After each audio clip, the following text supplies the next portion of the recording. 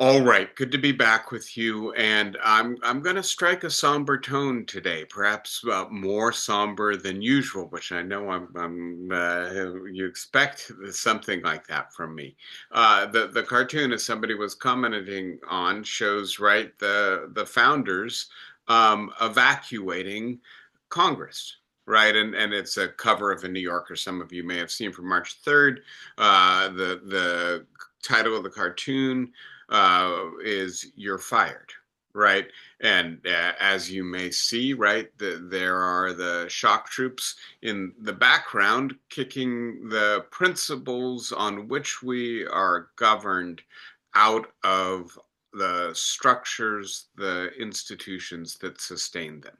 And so this is a semi comical take on a serious idea. Are we actually in the process of vacating the most cherished and important ideas that America, the experiment with Republican government that we have sustained for, right, coming up on 250 years now, are we in the process of abandoning those principles and with it that experiment?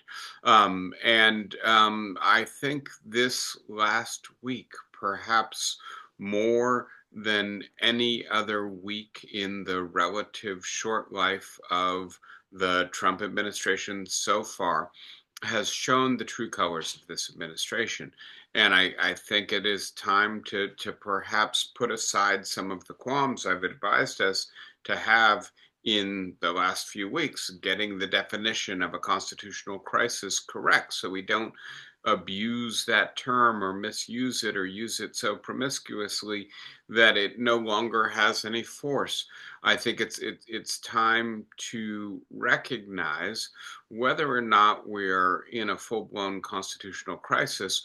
What we are seeing is an implementation of what's sometimes called the autocrat's playbook in the United States by the Trump administration in its first 2 months in office.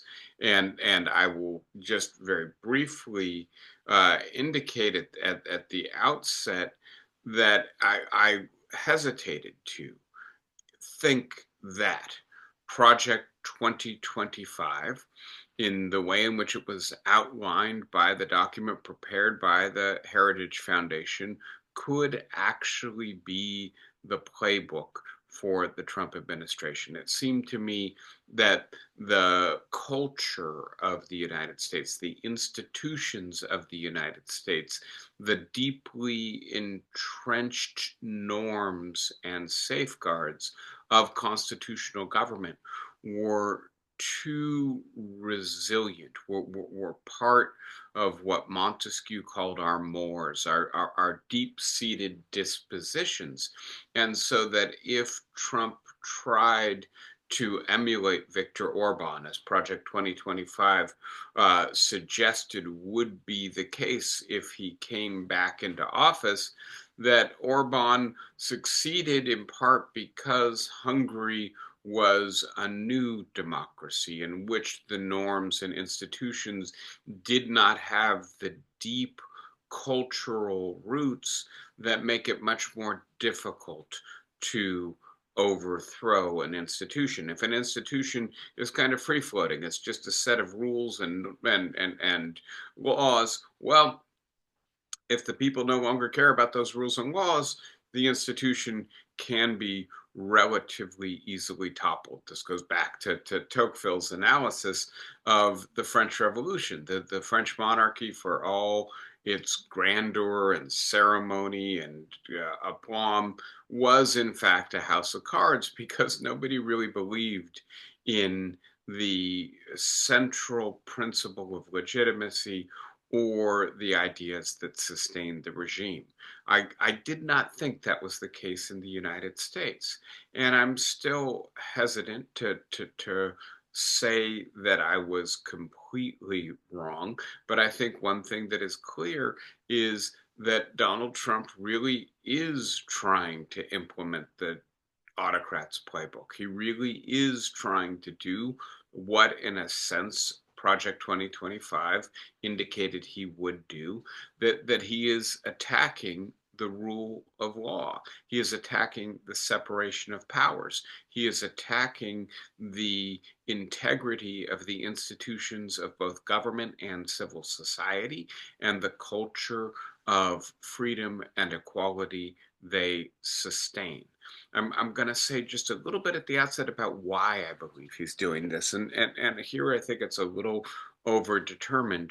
But let me start with the idea. But there is um, a rationale, I think, best articulated by people like J.D. Vance, sometimes by Steve Bannon, which has to do with the fact that the drift of the United States, the evolution, maybe the progress of the United States, depending on your perspective, in the direction of having a post traditional culture, a culture in which the religion of your parents is not simply assumed to be authoritative for you, in which the sex indicated on your birth certificate does not wholly dictate how you're going to perform your gender identity across your life, in which many more people choose not to get married, not to have children, not to enter and sustain a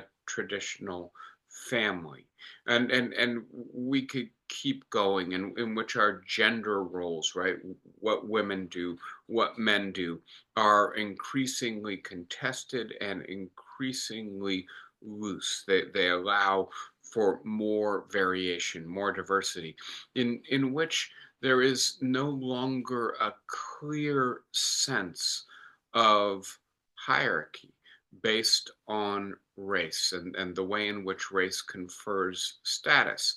That in all of these ways, what seem to be the anchors of traditional order in the United States appear to be coming loose, right? And so if you happen to think a lot of that stuff was actually repressive or restrictive of liberty, or simply is no longer legitimate because people no longer believe what is required to sustain traditional order, then this is an era of liberation, of progress for us.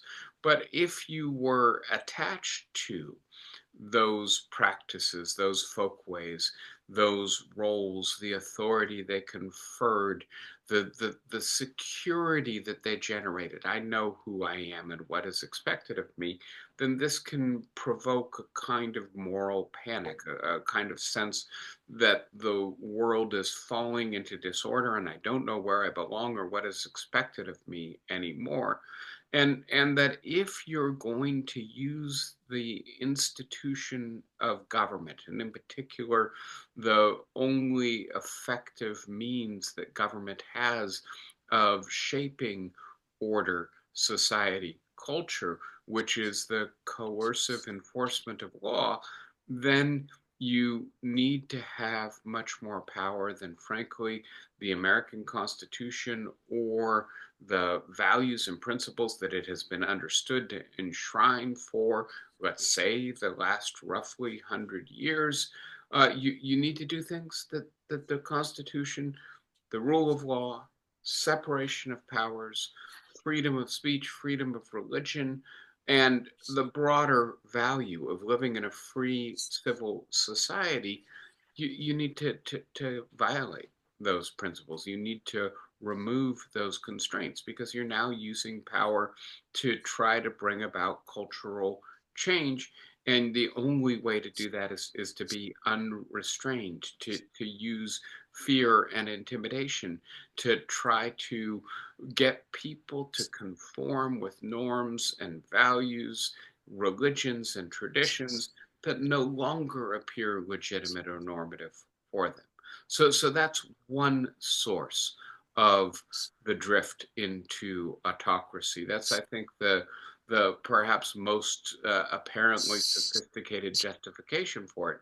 But I'll add, and we've talked a little bit about this in the past, that the idea that there's a feeling structure that unites Donald Trump and his followers, when that feeling structure hinges on the idea that we we being the previously powerful, the previously privileged, have surrendered too much of our power, too much of our privilege, that we are suffering as a result, and hence we need to reassert power, regain what has been taken from us. And I would suggest that there is perhaps confused or conflated sources of this, right? For many people in the United States, especially, I want to suggest the white working class, the people who have a high school degree or less, who've seen their economic viability undermined by the transition to a new economy, sometimes called a post-industrial economy, a much more globalized economy in which what is produced in the United States is no longer manufactured goods, but financial instruments and technology and cultural products. And frankly, to profit in that industry, to do well, to have high income and good wealth in that industry, well, it rewards both a certain kind of education and people who come from and belong to a certain cultural milieu. And a lot of white working class people feel that they are unfairly excluded from the opportunities the new economy creates, that an elite managed the transition to the new economy, and that the elite is unfairly monopolizing the advantages to the severe disadvantage of the previous middle class, and that many people who expected that they and their children and their children's children would be securely middle class, would be economically upwardly mobile, that would have a better life in the 21st century than they had in the 20th century, they've seen their expectations shattered, and they're angry, and they're aggrieved, and they're depressed, and they're looking for someone who says, I can tell you what the problem is and I can make it better. And the conflation of the idea that the problem is that powerful people or the hitherto privileged surrendered their power and gave it away, that immigrants and black people and women have pushed ahead of the line, and in so doing pushed back white working class men especially, but other groups in society as well. And that, again, power is needed to counteract the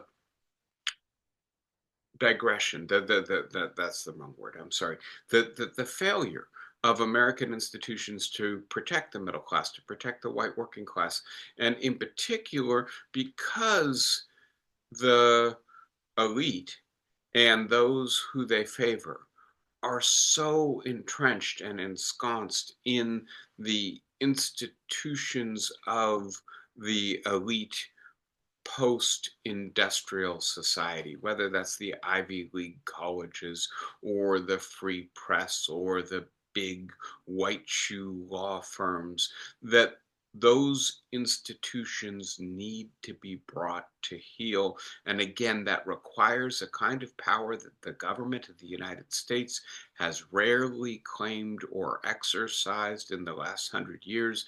The period of McCarthyism might be an important exception to this. The tyrannical enforcement of one party white racist rule in the Jim Crow South certainly is a glaring exception to this, but I think it's actually right. The success of the civil rights movement that creates in many ways the preconditions for our current politics, the sense that, right, ultimately the party that had sustained the privilege and power of the privileged, right, of the white working class, surrendered and in fact changed sides and abandoned its natural constituency. And then that constituency moved over to the other party and demanded that the Republicans become the enforcer of racial, caste, hierarchy in the United States. All of this is muddled, is conflated in a feeling, a structure of feeling that says the system of government that we have had up until this time is not working. And we need politicians who acknowledge that we are suffering, we are hurting, we feel disempowered, vulnerable, misrecognized, and we need the representatives of us politically to do something about it. And if that requires evacuating our principles, so be it. If it requires taking power away from Congress, so be it. If it requires a frontal assault on the judiciary as the institution that enforces the rule of law, so be it. And I say all of this as I watch, right, a week that we'll talk a little bit more about, but in which central institutions of civil society have been attacked, in which the administration increasingly flouts what judges tell it to do, in which uh, individuals have been rounded up and put on planes and flown out of the country. A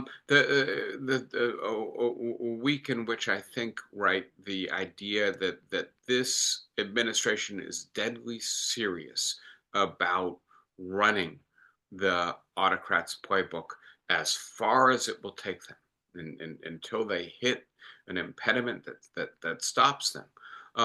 That the American people are in fact sharply divided on Donald Trump. It's not as if everybody is going along lockstep with this program, but roughly half of us continue to approve of what Donald Trump is doing, right? What this administration is doing. Don't seem to consider the abuse of power, the attack on central rules and norms to be disqualifying or to be problematic. And I want to capture some of the nuance here. Most people don't like people being deported who have done absolutely nothing wrong other than entering the country without permission, right? That is not a popular policy. But the fact that Donald Trump is doing something that isn't popular is not undermining his support, right? He remains relatively popular, highly polarizing. And that's indicative, I think, of the fact that our commitment to these institutions and to the norms that sustains them is far more fragile, less resilient, less habitual, less of the mores, the byways, the folkways of the American people, and perhaps more the creature of the elite. That if you were educated to respect all of this, fine, you continue to believe that these are really important convictions.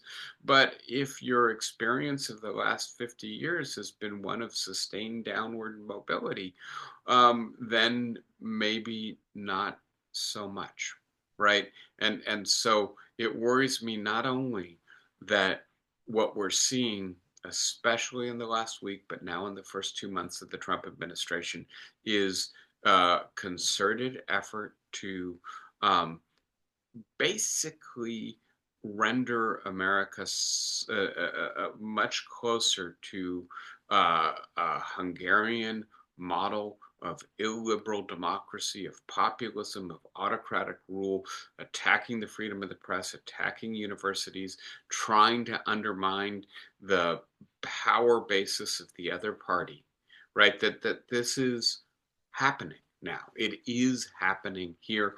It is being implemented. And frankly, the institutional constraints and the deeper cultural reservoir of resistance that I think people like me relied on preventing this from really taking hold does not appear to be succeeding in arresting the progress that is being made in the direction of autocracy. So this week, it seems to me, is the time to throw away some of the nuance, some of the caution I've been advising up until this point. Let us not use the term constitutional crisis in a permissive or promiscuous way. Let's be very precise about it and specify the different kinds and then look to see if the criteria are being met. Let's open our eyes to the fact that this is really happening here in March of 2025 in the United States. So let me get into the reasons I'm suggesting this. And as I say, I think they're growing signs that Trump and his administration are deadly serious about following the autocrats' playbook, right? That they outlined it in Project 2025, that they're fond of saying promises made, promises kept. And though Trump distanced himself from Project 2025 in the election when it was convenient to do so, or perhaps necessary to do so in order to win, I think I might have used the wrong year, in 2024, right, when he's running for the presidency. In 2025, he is all about Project 2025, right? And it's not just him, it's the people that he's appointing are doing exactly what was outlined in that rather compendious set of policy recommendations. And not only Donald Trump and his administration are doing things that are hostile to liberty, to the rule of law, to the separation of powers, to the judiciary as an institution that enforces it, to the political parties as institutions or civil society organizations, state-facing civil society organizations that are committed to the principle of representing the pluralism of the American people. Good luck to any Republican who opposes anything that Donald Trump wants done in 2025, right? No tolerance for diversity or dissent within the party. And by the way, this proud, grand old party has completely abandoned, it seems to me, any principled commitment to the Constitution or the most hallowed values it contains. So Trump is taking the Republican Party with him as he implements the autocrats' playbook. So what leads me to, in a sense, change my tune and to really start sounding the alarm bell much more loudly than I have up until this point? The first thing, something we've talked about already extensively,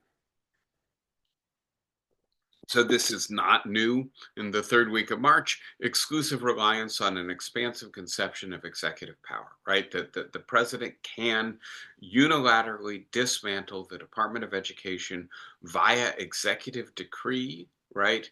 Not respecting the fact that it is created by Congress. And please note, right, when he transfers the $1 trillion portfolio of student loans over to the Small Business Administration, the executive of the Small Business Administration says that they will be happy to work with Congress in devising an approach to transferring the student loans from the Department of Education, which will be abolished, to the Small Business Administration.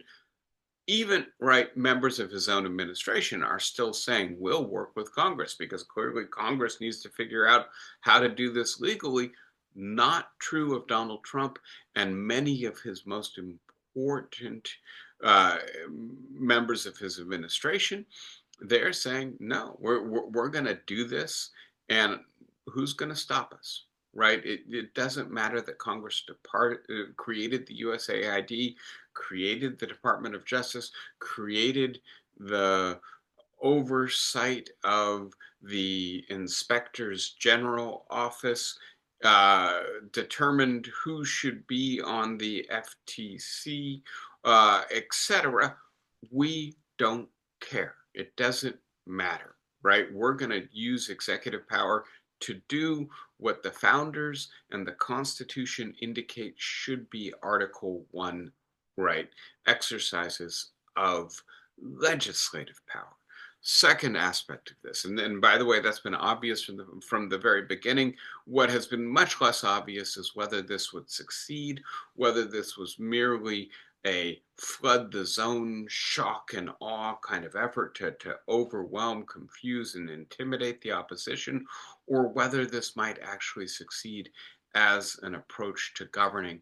And if it succeeds as an approach to governing, then we are much closer to despotism. We are much closer to the rule of a single individual on the basis of his will and whim, not the rule of plural representatives of the plural people of the United States who make law so that the people of the United States have security, know what they can expect, what is allowed, what is prohibited, right? So this is a fundamental assault already on the rule of law.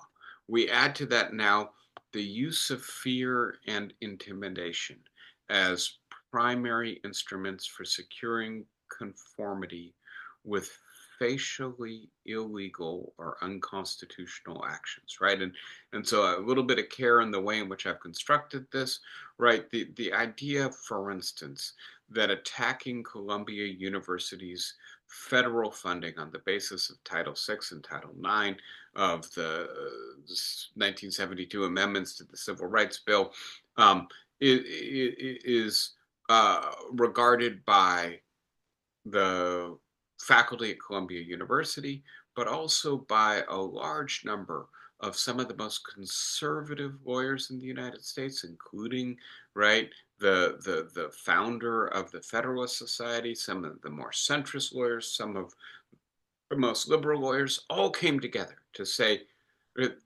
this is not a viable understanding of that law. And by the way, the law specifies the procedures that have to be followed if you're going to find that Columbia University is in violation of the law. And none of those procedures were followed. And then, by the way, there are procedures you have to follow in order to determine what the disciplinary procedure should be. None of those procedures were followed. So had this been an effort to use the law to get Columbia University to address an internal problem, right? The prevalence of anti-Semitism on the campus, the intimidation of Jewish students, the perhaps broader creation of a climate of fear and intimidation on the campus. Well, you would have to go through procedures to determine whether or not the factual basis of the sense that this is what's happening at Columbia was accurate. And then you would have to go through the appropriate procedures if you made that determination to figure out what a workable, justified solution to the problem would be. I want to be as clear as possible. That's not what's going on at Columbia University, right? The lamentable anti-Semitism that was voiced by some of the protesters. I think it's a relatively small minority, but it's there, and it's there on posters, and it's there in what people said to students, is a problem. But withdrawing NIH, National Institute of Health funding, for $250 million worth of medical research from Columbia Medical School. And by the way, these protests did not occur at the medical school. It's a separate campus, did not, to the best of my knowledge, involve Columbia Medical School students. Certainly, right, shutting down clinical trials in cancer research and Alzheimer's research and research on Parkinson's is not a way to address, right, anti-Semitism on campus. So the purpose of this and many other actions is not to address a problem. It is to sow the seeds and to spread the chill of fear and intimidation in institutions that are supposed to be free, open, communities of inquiry, places where people are free to speak their mind. And yeah, that is inconvenient and uncomfortable, right? Uncomfortable sometimes for the people who are at those institutions, inconvenient for people who want to exercise power without scrutiny or criticism, because these are institutions that concentrate people who scrutinize and criticize people who exercise power. And the effort here, let us be as clear as possible, is to try to intimidate and chill those institutions. And by the way, it's not just Columbia, it's law firms, it's press operations, right? Across the board, the institutions that are necessary to sustain pluralism, criticism, dissent, ultimately the conditions for the public to inform itself and do its job, form critical public opinion, are under attack by this administration. Appointing poorly qualified loyalists to the power agencies, right? When we were talking about this before Trump was actually in power, but when we were anticipating the transition, looking at the people he was appointing to his administration, we talked about power agencies, right? We talked about the Department of Justice, the FBI, the CIA, the NSA, perhaps the Treasury and the IRS, right? Places where they can, more or less at the stroke of a pen, make life very difficult for individuals and institutions, take away your tax exempt status, or at least audit you to make you prove that you are deserving of that status, right? Begin to tap your phones, get a warrant to surveil you or to come into your home or your office and to go through your papers, etc. What we're seeing right again with Columbia University students and ICE going after their foreign students. And so I would remind you of what Hannah Arendt says in The Origins of Totalitarianism. I'll talk with you a little bit more about that work later, right? Totalitarianism in power invariably replaces all first-rate talents, regardless of their sympathies with those crackpots and fools whose lack of intelligence and creativity is still the best guarantee of their loyalty, right? And so I want to suggest that we're witnessing something akin to the purge or the purging of the federal government of people who are impartial, people who are fair-minded, people who are willing to prioritize the mission of their agency over their loyalty to the ideological program of the president in order to be able to use the power vested in the presidency, but in the entire executive branch, in order to intimidate, in order to try to consolidate enough power to be able to make Columbia University bend to the will of the president, in order to be able to make the major news outlets of the United States change their editorial policies or agree to settle libel suits, in order to make large law firms contribute to the causes you want them to contribute to, as opposed to the causes that they, on the basis of their freedom and their ideas, choose that they want to contribute to. This is really new territory in the United States. This is unprecedented and this is dangerous, and we need to have our eyes wide open about it and start figuring out how we reach our fellow citizens, how we organize ourselves, how we stand up for our freedom, our independence in light of these attacks on them. The next idea, pivoting our I'm sorry, I skipped an idea. The fourth right element that is leading me to say this is no longer something we should be theorizing, something we should be analyzing. This is happening. It is happening here and now, and we need to resist. We need to figure out how to react. Basing governmental action on unverified social media based disinformation, right? And so, for instance, there was rampant anti-Semitism at Columbia University. Well, if you believe that and you want to use that as the basis for governmental action to try to force Columbia University to address it, if you don't believe that they are already taking steps to address it, many critics of Columbia University would actually describe those steps as quite draconian, as overreactions. But having said that, if you are interested in determining factually, accurately, impartially, or objectively what actually happened at Columbia University, you need to conduct the kind of investigation that the law requires you to conduct. You need to interview the people who are actually involved. You maybe need to find the students who posted on social media that they were intimidated or attacked, and to try to reconstruct what happened and to see if their subjective impression of what happened to them is fully accurate, captures the whole story. Or maybe there's some complexity, maybe there's some trauma, maybe there is some exaggeration. By the way, we live in an era in which everybody is competing on social media for attention. Nobody seems to be particularly concerned about the truth of what they're reporting. The most outrageous, the most outlandish, the most exaggerated thing is what gets attention.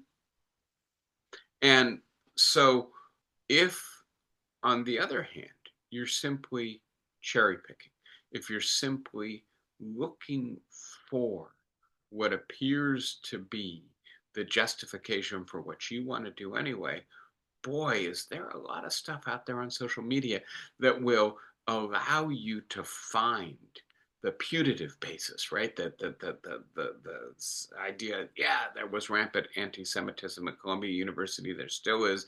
This is what the faculty want. This is what the administration want. And so we have to go in, right, really heavy-handed to make sure we reassert control over Columbia University. The only problem is, right, you never establish the veracity, the reliability, the truth of what is posted on social media. You just picked what you wanted to see and then used it. And I will point out, right, that Hannah Arendt wrote a lot about this, right? That truth is fragile, and that political power directed against truth can very often cover up, exterminate, confuse. And so we have procedures specified in law in order to fact find, in order to scrutinize, in order to investigate, such so that we don't end up relying on innuendo, on misinformation, on exaggerated accounts, and then base our policy on them. But if what you're looking for is not the truth, is not the fidelity to the policy, but an excuse to exercise power, then boy, is there a lot of excuses available to you on social media right now. Fifth element of this, and we'll keep going, right? Pivoting U.S. foreign policy in the direction of supporting or not opposing autocrats' assaults on democracy and the rule of domestic law and international law, right? And so the idea that Donald Trump very clearly this last week, right, had a 2.5 hour conversation with Vladimir Putin, and that this signals that Trump is working much more closely with Putin, that he is more sympathetic to Putin, that he regards Putin as having been unfairly targeted by the US government in the past, as he has said, I think is an indication, a way of signaling, but also something that reveals where Donald Trump's sympathies lie, and they lie with autocrats, right? That this is the way in which Donald Trump would like to exercise power, and so he does not condemn, he does not, right, use the government to try to pressure autocrats and other societies to change course, and he does not stand up for allies who are threatened by autocrats. Quite to the contrary, he seems in certain respects to try to amplify the autocrats' power against our allies. So, again, I think, right, not just an international position, which in and of itself is lamentable, but in addition, a way of signaling domestic tactics and priorities as well.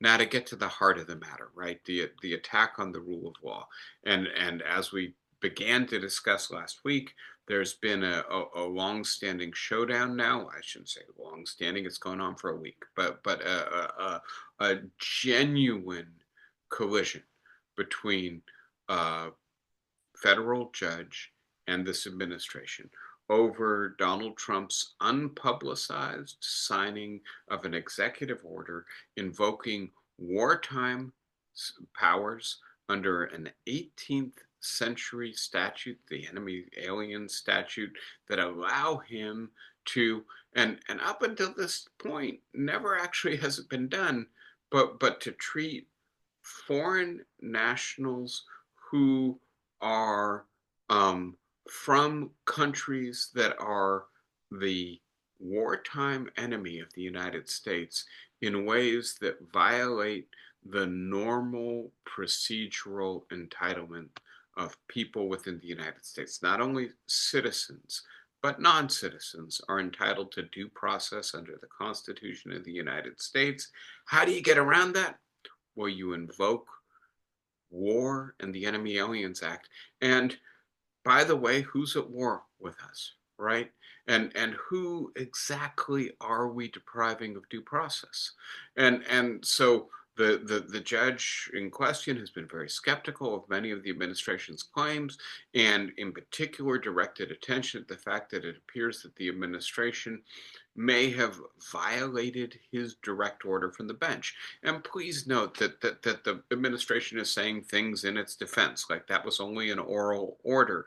And the judges and legal scholars who are commenting on this, I think they're being generous when they say, well, that was a creative argument. I think what they mean is that is pretextual. Lawyers know that when a judge gives an order from the bench, they have to comply with that order. They don't wait until the written order comes down, and they don't look for the daylight between what was said from the bench. There's a transcript, right? So you know what was said from the bench. You don't look for the difference between what was said and what was written, right? And in particular, you don't speed up your deportation effort in order to do it between the time it was said and the time that it was written, right? So this is pretext. This is, right, in the legal sense, right, an effort to try to find some wiggle room to do what you know violates the spirit and perhaps also the letter of the law. And this is what this administration did in this last week. It's trying to do an end run around the law, an end run around the judges who interpret and enforce the law, who are our last bulwark in these kinds of controversies, to allow us to settle things in a way that conforms to legally specified procedure as opposed to just asserting naked power. Right. And so the attack on the rule of law starts with the repeated willingness to violate the law. Right. And here I've suggested in the past that there's a kind of double barreled strategy on the part of the Trump administration. On the one hand, what they do is to suggest, well, we are not adhering to law that we think is unconstitutional, that never should have been made. And so the aim is to perhaps provoke a adverse legal ruling from a judge and then appeal that ruling until you get to the Supreme Court, and the Supreme Court sides with the administration and says Congress never should have made that law. If that is your strategy, right, then you don't defy the judge's order, you appeal the judge's order, right? And you hope to get to the place where you can validate, you can actually redeem your claim that that law was always a bad law. That's one barrel. The other barrel is to simply assert that the administration is not going to be constrained by the law, no matter what the law says. And that means that the administration is going to bend over backwards to find loopholes in the law, but then is going to do everything in its power also to evade judicial enforcement of the law. And I think what we saw this week is really a shift from the first barrel and into the second barrel. And so it's not just violating the law, it's the spirit in which the law is violated, which doesn't just say we think the law needs to be changed. It says we don't want to be restrained by the law, and therefore we're going to do our best to evade it. This is an administration that is increasingly acting illegally and trying to do so with impunity, seeking to replace congressional with executive power. And so here, the abolition of the Department of Education would be a clear illustration, right? The administration does not have legislative power, right? The Constitution clearly says in Article 1 that Congress does have the power, and in Article 2 that the president doesn't have the power to make law, right? And the idea that you cannot undo law via the whim and will of the executive is the very meaning of the rule of law, of what differentiates legislative from executive power. And yet again, right, Donald Trump and his administration are, I believe, operating from the theory that Congress is, on the one hand, an ineffective institution in the 21st century, certainly in 2025, when the margin of the majority is so slender that it's almost impossible to legislate, but also on the idea that the separation of powers is outmoded, right? It's a quaint 18th century idea. In the 21st century, we need strongman politics, and strongmen need to be able to rule by decree. And that involves essentially transferring legislative power to the executive. Again, that's an attack on the rule of law, and that is inimical to the core commitment of American constitutionalism. Repeated attacks on the authority and impartiality of the judiciary, right? Donald Trump calling for the impeachment of the judge who thwarted him, calling him a left loony commie. I believe that was some of the language used in one of his social media posts, right? And this then, right, drew the rebuke, very rare, of the Chief Justice of the Supreme Court of the United States. Roberts said, "This is not the way we have done things for centuries in the United States. If you don't like the judicial decision, you don't attack the judge, you appeal to the next level of the judiciary," right? And so even a very conservative Supreme Court justice is clearly indicating that this is something different. This is something unprecedented in terms of attacking the core institution that sustains the rule of law in the United States.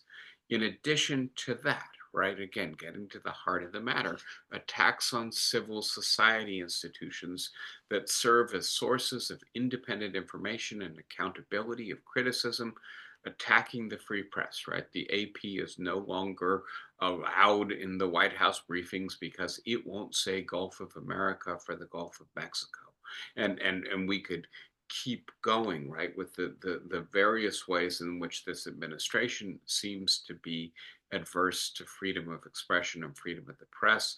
The idea that the president's administration is now cherry picking the journalists who get to come to White House press briefings. Again, I think that the intent is clear that we will discipline, we will chill the press to the point where it is not nearly as critical of this administration as it was of the previous Trump administration.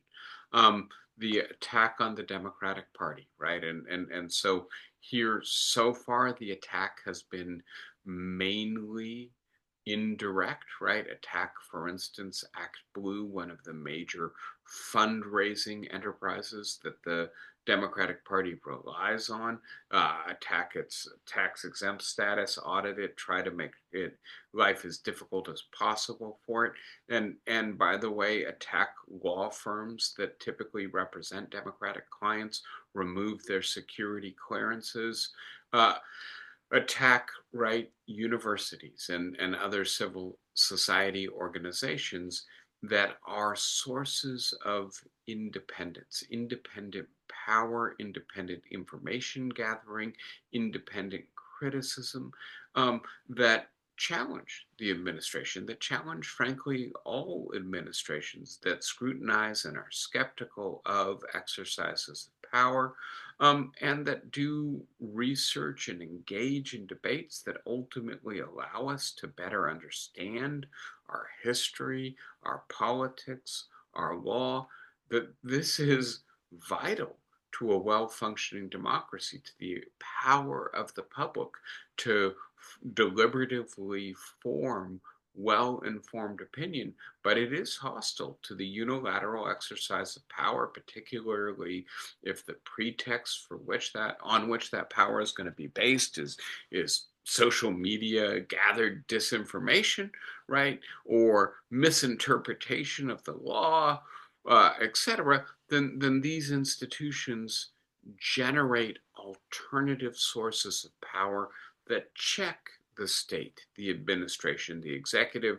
They are in the way of exercising unrestrained executive power. And so it is necessary to figure out how to undermine them. And I will add, right, there is this deep suspicion on the part of the most conservative wing of the Republican Party, which is now ascendant, that all of these institutions are essentially captured by the liberal elite, that they have been the places where the bad ideas that now have so much power and circulate so widely in American culture have come from. And so if you're really going to change the culture of the United States, if you're going to make it more traditional, you need to be able to stop Columbia University from teaching critical classes in Middle Eastern history, right? And I hope you hear me pause. I'm thinking of, for instance, when Viktor Orban expelled the Central European University from Budapest, where it had been headquartered and had become a vital research center, uh, using the pretext of essentially anti Semitism, that it was a Soros funded university, but really to get away or to remove an institution that constituted an alternative source of power and criticism. I didn't think, frankly, that that would be happening in the United States in the second month of Donald Trump's presidency, but it is happening. And don't be confused. The reason that he's attacking Columbia University is not just because Columbia University refused to give him $400 million for a real estate deal 20 years ago. Interesting, right, equivalence in the amount of money that's being withheld from Columbia University right now. I don't think we can overestimate the degree of vindictiveness of this president. But having said that, the purpose here is not only to bring Columbia to heel, it's to send a chill throughout the academy, throughout the universities and colleges of the United States to suggest to them you are every bit as reliant on federal money as Columbia University is, and you better recognize the vulnerability that that generates for you, the power that that generates for this administration. And this administration, unlike past administrations, is willing to use that power to punish you. Again, it's the playbook of creating fear in order to create power. Um, I'm going to now pivot to something that we haven't talked very much together about in the past. I just read an interesting article in Wired magazine, very extensively reported, the title of which refers to the digital coup that Elon Musk and the Department of Governmental Efficiency are carrying out on the federal government. And I think, in a sense, this is new. This is perhaps uncharted territory for us. Um, but let me be quick in describing it. Right, the idea that we live in a society that collects a lot of information about all of us. This is sometimes called surveillance capitalism. And by the way, the state is in the business of it as well, right? And so you fill out an application at a bank, you fill out your taxes, you fill out an application for Medicare, Medicaid, welfare, unemployment insurance, etc. And what you get in right what you give over, I'm sorry, in exchange for hopefully qualifying for these benefits or these services, you give over sensitive information about yourself, and you trust that the government uses that information only for the purposes for which it was gathered, and only within the agency that it was gathered, that that information is secure and held for very specific purposes and not used for any other purpose, right?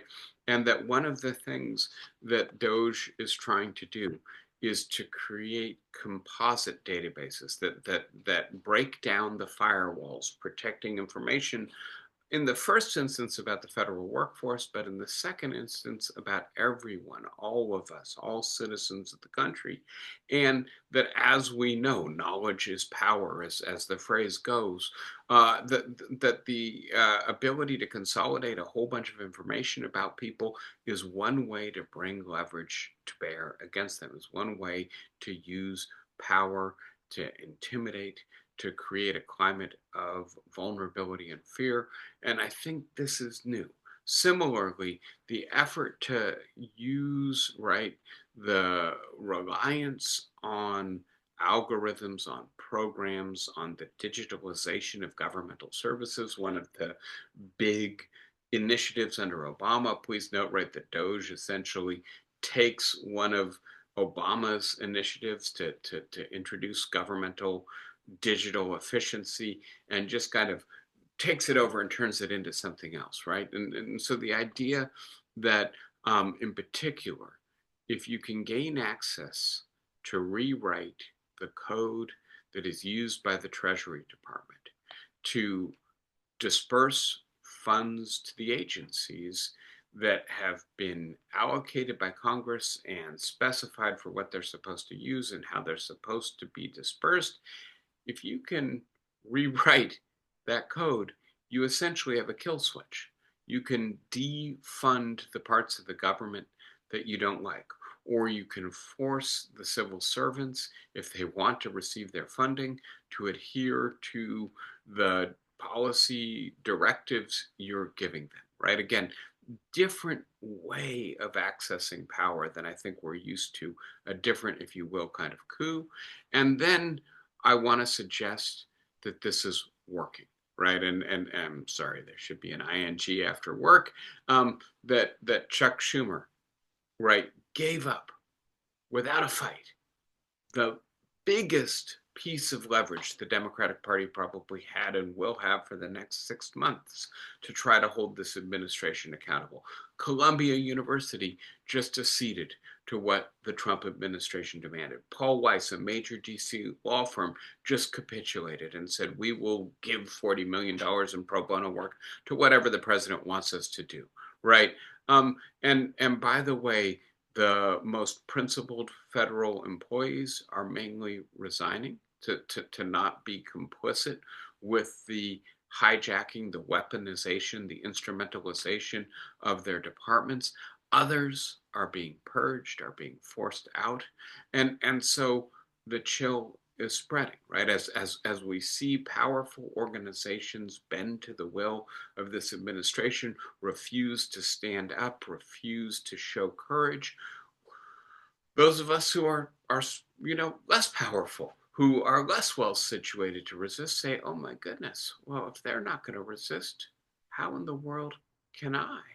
Right? And again, I think this is deeply disturbing. I think in a sense Columbia, Schumer, Paul Weiss, etc., are betraying their responsibility to the broader project of sustaining American democracy in order to secure, or they hope secure, their narrow institutional interests. Yes, Columbia wants the $250 million in National Institute of Health money back. Yes, it's really important that those clinical studies that have been going on for 20 years continue, right? And by the way, I feel terrible for the scientists, the researchers, the lab technicians who dedicate their lives to trying to, cure cancer, Parkinson's, Alzheimer's, etc.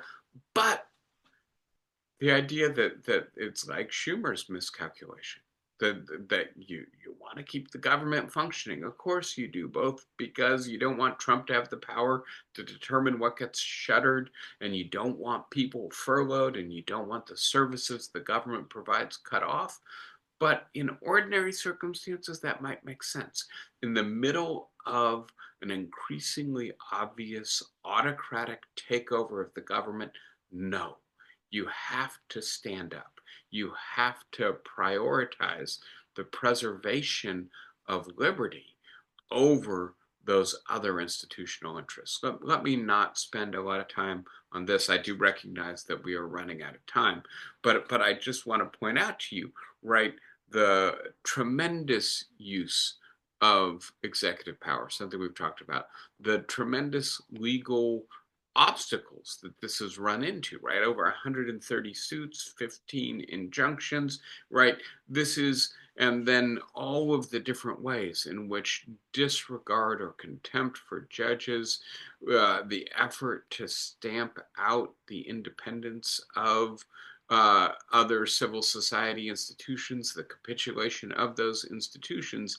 This is what the news is about these days. And despite the fact that Trump is trying to cripple the left, is trying to exercise power over Congress and the courts, his popularity remains quite high. He seems to have a stable floor right now. I hope it may go down, but frankly, if it goes down, it will probably be because he implements disastrous economic policies and crashes the economy, not because the American people are standing up for the Constitution, the civil rights, the rule of law, the check and balances, or saying, not here. We don't want an autocracy here. That doesn't appear to be happening. And please note, I think there's a reason that it's not happening, which is because most people are not convinced that this system works very well anymore, right? 90% of us think that our nation's political system is broken. The Democratic Party is totally unpopular right now. I think in large part because people expected more fight from it. The most popular Democrats are Alexandria Ocasio-Cortez and Bernie Sanders in 2025. There's something that unites them, the willingness to be vigorous critics of this administration, as opposed to rolling over in the way that Chuck Schumer did. But where I want to conclude is with my bookcase. It keeps expanding of books that teach us a little bit about how to effectively resist autocracy, but also when autocracy succeeds. And so, right, the probably most important and most cited of these books is Hannah Arendt's Origin of Totalitarianism. I've quoted from that already. Timothy Snyder's On Freedom, I think, is very good and worth reading. Anne Applebaum's Twilight of Democracy is a wonderful contemporary history of the rise of autocracy in Central Europe. Rachel Maddow's prequel is about the fight against fascism in America in the first half of the 20th century.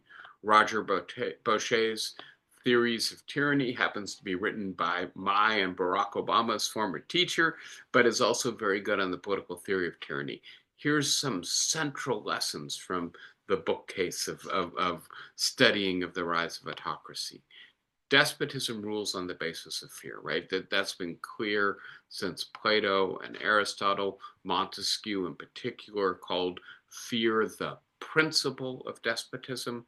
Despotism relies on surveillance, control of information, political disorganization of the opposition, but of civil society in particular, and ultimately isolation of all of us as individuals who feel disempowered vis-a-vis the overwhelming power of a centralized modern state and its capacity to surveil us, collect information about us, and ultimately make our lives very difficult, including depriving us of our liberty, even our lives, if it gets to be too powerful. So that is the way despotism works. The way in which despotism is thwarted is via exemplary moments of bravery within institutions or in the face of power in civil society. And the idea that you refuse to be intimidated can expose and undo the despot's apparent power. Their power relies on them being feared. If we act fearlessly, then that power very often vanishes, appears to not be what it is revealed as not being what it appears to be, which is overwhelming and intimidating. And then I think the final and perhaps essential point, it comes out of all of these books. It's especially clear in Arendt and Boucher and Tocqueville and others that in order to resist despotism, we need to organize ourselves in civil society. We need to overcome our isolation. We are individually very small and often very powerless. But when we come together in a church, in a labor union, in a civil rights organization, in an immigrants' rights organization, we get the power that comes with being connected to each other, trusting each other, working with each other, and saying, you're not just coming after me, you're coming after these 100 other people who are going to stand with me. And so you need to build social and political connections. You need to build community-based organizations if you want to resist despotism. It's in those organizations that we find the courage and the power to stand up to the intimidation, the fear, the abuse of power. All right. I've said my bit. Thank you for letting me go in an uninterrupted way. I do want to hear your questions, your thoughts. Who wants to start us out today?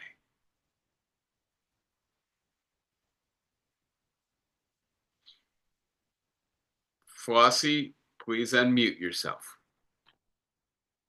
I can't hear you yet.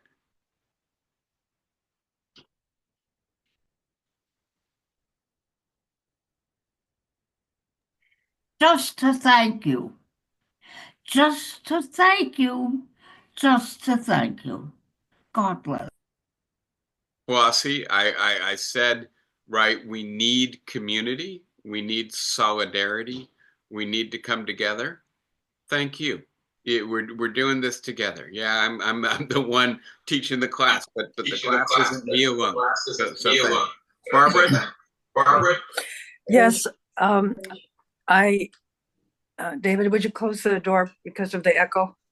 Um, when you were talking about digitizing everybody's applications and consolidating all that information, reminds me of a program I saw just a few months ago about how China has done that. Mm-hmm. And the Chinese government can know when someone went into a store and came out of it, what almost what they had for lunch, and the people seem to be going along with it, or at least tolerating it. But Yeah. it's horrifying to think that our government would be spending money on keeping all that going and would be able to follow us like that. And by the way, we're defending our cybersecurity against China right now. That seems to be one of the places where Doge has decided we're spending money inefficiently. But very quickly about China. China, among other things, appears to be eliminating paper and coin currency, making everybody use digital currency or online accounts, credit cards, and in part so there's always a record of every transaction, but also of every place that you've been. And by the way, right, digital autocracy, right, the capacity to completely surveil your entire population is not just China, it's Google, right? It is Facebook, right? It is, frankly, the architecture of our information age in digital technology. This is a surveillance economy, as quite influential book puts it, right? But having said that, it is also the case that China has organized the most thorough model of it. And so when you say the Chinese people are okay with this, I'm not sure the Chinese people are okay with this. How do we know that the Chinese people are okay with this? One of the problems, and again, this whole bookshelf of books going through Hannah Arendt and then to all these other people points out that in a society in which everybody is isolated and intimidated, nobody knows how to conduct a free inquiry, nobody knows whether they can speak their mind in public, let alone trust their own relatives, right? You don't get freely formed public opinion, and so you don't know what the public thinks. You don't know what people thinks. You don't know what the prevalent opinions are, and so it's not at all clear to me that this is actually supported by the Chinese people. What is clear, and I think what is scary, is that it is stable, is that it works, that it is effective, that not only is China successfully maintaining basically one party rule and deep intimidation of religious and ethnic minorities, etc., it is also the case that it's exporting this technology to other regimes who want to use it, right? So, and by the way, maybe thank God that Viktor Orban and not China is the model of Project 2025, but I assume there has to be some awareness of this as well, especially, for instance, on the part of Elon Musk, who is obviously very deep into the technological universe. Thank you for the comment, Barbara. Michael, go ahead. Uh, I realize this was only a small part of your presentation today, 99% of which I'm fully in agreement with. But your criticism of Schumer for having prevented a total shutdown of the US government, because that would have given a greater opportunity for Trump's dictatorship, is I think, misplaced. At least you might have recognized that it was a uh, a plausible explanation of why he allowed the government shutdown to be thwarted. All right, Michael, thank you for the comment and point taken. I will say what I tried to do in criticizing Schumer is to point out, if you will, that there's a scale, there's a balance, right? And there are considerations in favor of keeping the government open. Among them, that Donald Trump is the one who gets to decide what to shutter. So it increases his unilateral power, and he obviously uses it in very ruthless and vindictive ways. And so it increases his chance to do that. Included on that scale, or on that side of the scale, sorry, is the idea that people really rely on the services that government provides, and that government employees in particular suffer, and that one thing shutting the government down might do would be to incentivize still more of the good, independent, impartial, fair-minded government employees who are left to resign, right? And so yes, there's serious considerations on that side of the scale. On the other side of the scale is the fact that the Democratic Party so far has failed to generate any effective capacity to resist or constrain Donald Trump's abuse of power. And that shutting the government down not only would do that, it would give them a very strong negotiating chip. You want the government open again? Play ball with us. Don't do things unilaterally. Bring us into the discussion, because we're not going to sign off on your continuing resolution if you negotiate it completely without any input from us, right? And by the way, we're going to try to build in some protections against the swelling and autocratic use of executive power in the continuing resolution, right? So that is, it seems to me, a very important consideration on the other side. And it's one that pays attention to the fact that these are not ordinary circumstances. And in extraordinary circumstances, extraordinary measures are required. I would add to that very quickly that what cutting off the government does, and if Trump and the MAGA Republicans try to say this is the Democrats' fault and turn against them, what they're really saying is government is doing some good things and you should be angry at the people who shut it down, which, by the way, is an argument that is really hard for them to reconcile with what they're doing. And so I also like the kind of political jujitsu, in a sense, making the Republicans defend the value of what government is doing at the precise moment when their president is dismantling the capacity to do that. So I understand your criticism. I guess I would say I think there are powerful arguments, Michael, on the other side. John, I think I saw you unmute. Was that because you were trying to say something? I was thinking of it, but actually it was something like what Michael was going to say, so it's fine. Okay. All right. And who is that with Michael also raising their hand? Sandy. And Anne raising her hand. Go ahead. Sandy, I think I heard that Princeton would not back down. Have you Who heard? did not back down? Princeton University. Well, Princeton has not had their funding cut off yet, right?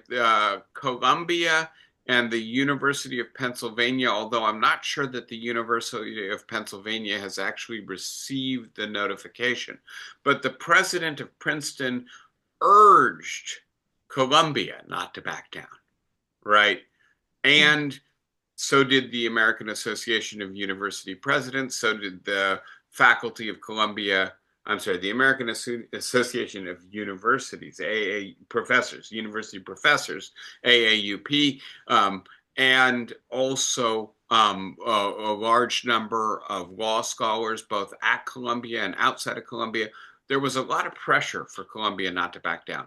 Again, I think in the scales here, there are really important considerations on the side of pragmatism from the point of view of Columbia, right? You don't want people who've dedicated 20 years of their career to doing medical research having their clinical trial cut down at a critical moment. Think of all the people who would benefit from the potential breakthrough or from the foundational science that you're getting from continuing those operations. It's one of those classic, almost mafiosa tactics. You put something innocent and precious at risk if you stand up for your principle. But having said that, again, I think in extraordinary times, the countervailing weight, the other principle, that Colombia needs to be free to determine its own policies is so important, that Colombia, I think, made a lamentable mistake. And I do think it's going to suffer. I think in certain respects, it's already suffering. Faculty are leaving Colombia.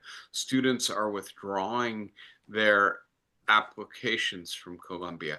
To be honest with you, I think Columbia is a great university and incredibly important in all kinds of ways. I would hate to see it damaged, but it needs to stand up for its principles if it's not going to be damaged. So I believe in order, I have Anne, Renee, and David. Anne, go ahead and start us out. Yeah, my point is these Republican elected officials, they stand up to Trump because they don't want to be primaried or whatever they call it. But my point is, why don't they realize that they're going to be out of office anyway, because they've got enough people who've switched votes in their territory? They're not going to be reelected. So, and it's a great question. You're exactly right that the Republicans, especially in the Senate, also in the House, seem to be going against what are clearly articulated principles, right? Ideas that they have stood for and fought for in the recent past, because Donald Trump is telling them, time to change your tune, right? They lack the courage, they lack the will, they lack the commitment to stand up to the president of their own party. That's in part because Donald Trump is vindictive, right? He punishes anybody who doesn't do what he wants them to do within his own party. It's in part because Donald Trump is now joined at the hip by Elon Musk, who is giving millions of dollars to the people in Congress who support the president, and threatening to give tens of millions of dollars to the primary challengers of people who don't support the president. Right. Now, having said all that, are they going to lose? Well, I think the problem with the primary system in the United States is you lose the primary when you lose the base of your party. And the base of the Republican Party right now is completely Make America Great Again, Donald Trump supporting Republicans, right? And by the way, you lose the primary when you lose the donor primary, when you lose your capacity to attract enough funding to use the media, to use social media, to hire professional politicians and professional political strategists and consultants to run your campaign. And so in a sense, I think there are, I'm sure, many Republicans who really worry that what Donald Trump is doing is going to make their party so unpopular in 2026 and 2028 that they are going to be out of office. But I also think that they are probably accurate in calculating the more immediate threat to their political power comes in the primary than in the general election. They don't know who the Democrats are going to nominate or what's going to be happening in national politics in 2026 and 2028. What they know for sure is if Donald Trump is campaigning against them, if Elon Musk is funding their opposition, they're never going to make it out of the primary. So yeah, this is a structural problem with the way primaries are the entry gate into American politics in the 21st century. Renee, go ahead. I was just thinking about the Hobson choice that Schumer had. And I'd say in his defense, or anybody who had to make a decision like that in hindsight, it's going to get worse and worse, because now we're seeing what happens with this decision. We're not seeing what would happen with the other. So it can only get to be a worse decision, and we can get madder and madder at Schumer. Yeah, and I want to point to the more general dynamic here, fear, when acted upon, when it succeeds, when it produces intimidation, chills. It creates further ripples of fear on the part of people who say, well, if he did it, why shouldn't I? It rationalizes cowardice, but it Yes, it also does. amplifies power, right? Yeah. And so, again, one of the reasons to be angry at Columbia, one of the reasons to be angry at the law firm or at Chuck Schumer is they didn't exemplify bravery in the face of intimidation. And we need some of that right now. That's the lesson that that bookcase of books teaches us. Thank you, Renee. David, go ahead. Last comment for today. Three quick things. First of all, let me answer the only. David, there's something wrong with your microphone. I'm having a hard time hearing you.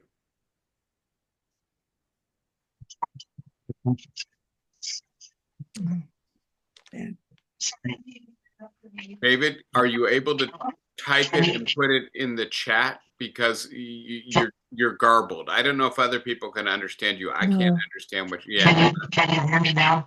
Yeah, that's better. better. Yeah. Yeah, because Not good.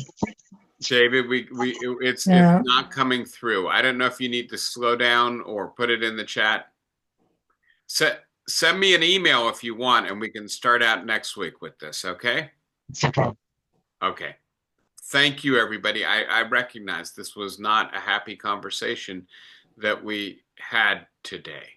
Wilma's still. Wilma has her hand up.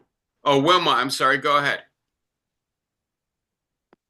I think I'm unmuted. Can you hear me? Yes.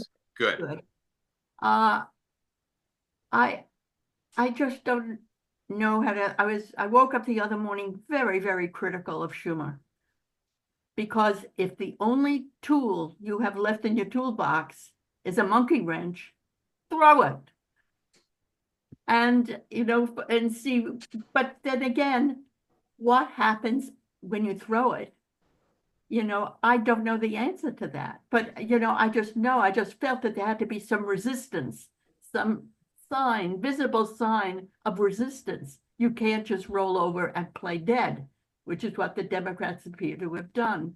And the other thing is, how do we organize the resistance? What do we do now? And how do we do it? And that's, I don't see any leadership. Right? Yeah. That's the worst part. And so I don't know if we'll ever know why Chuck Schumer did what he did. Right. And maybe what he said publicly is the full accounting, or maybe there were donors or other strategic considerations which are not being revealed. But I will say, I think it makes it clear we cannot rely on the leadership of the Democratic Party to be the major source of our resistance in a moment when the other party is trying to cut the ground out from under the Democrats. Mm-hmm. Right? You would think, if nothing, self-preservation would lead them to grasp for whatever lever of resistance they had. They had a very good one. Yeah, it's a monkey wrench, but when all you have is a monkey wrench, you use a monkey wrench, right? And I do think you can play out the scenario that they would have been ultimately able to force the Republicans to negotiate, because the Republicans would have been blamed. They control the presidency, the House, and the Senate if the government shut down, right? This was the right circumstance in which to shut the government down.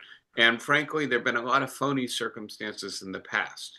But having said that, I think the point I want to conclude with is we're not going to get our resistance from the Democratic Party. The Democratic Party has been hollowed out. It is structurally weak. It is dependent on donors. And frankly, a lot of those donors are not quite so sure that they are critical of Donald Trump, or that they don't benefit in some ways from Donald Trump, or they want the kind of struggle that will have to play out to resist Donald Trump, right? The resistance is going to have to come from us. And it's going to have to come from us not as individuals, but as organized in civil society in ways that generate trust and power and shared purpose.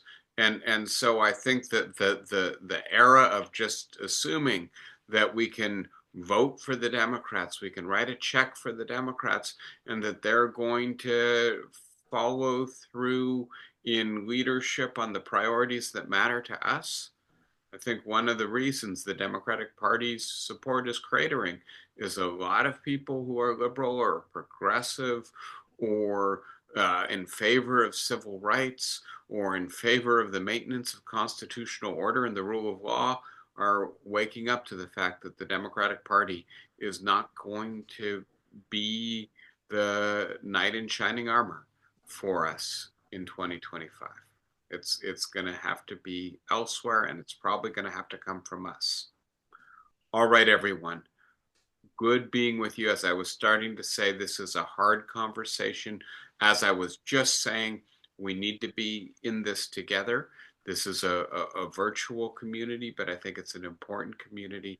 I appreciate the opportunity to share my thoughts with you, to hear your thoughts, and to continue this now quite long-standing conversation. Be well, stay brave, keep your chins up. We'll get back together next week. Take care, everybody. Thank you. Thank you. Thank you. Thank you. Thank you, Dave.